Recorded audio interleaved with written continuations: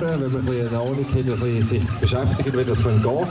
Und sie sind eigentlich wahnsinnig teuer, weil die natürlich keinen Motor haben, keinen Regler und so weiter. Kann man die für 100, 120 Franken, manchmal sogar inklusive Fernsteuerung, kann man die kaufen. Machen dann keinen Lärm auf dem See und sind eigentlich sehr gut nötig zum Bewegen.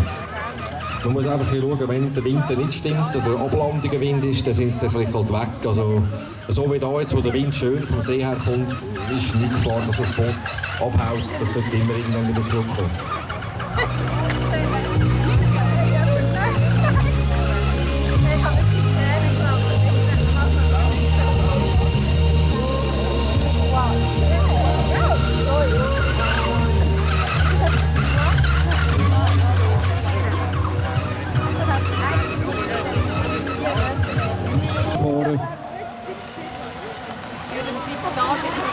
Der Rolf hat sicher Freude, wenn da noch ein Bötchen 2 mehr mit ihm würden da aufkreuzen gegen Wind.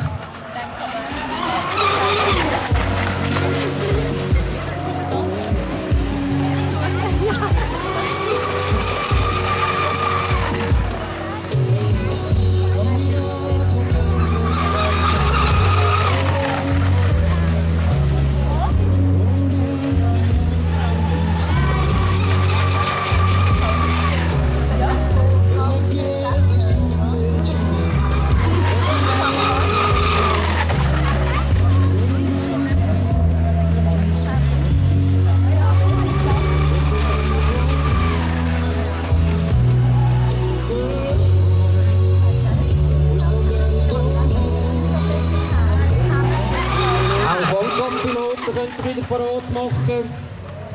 Der Peter Ott und der Martin Ulrich sind sich parat machen zum Fun-Cup-Fliegen. Ja, wer hat noch volle Batterien, nehmt doch den Boden führen, bringt es aufs Wasser.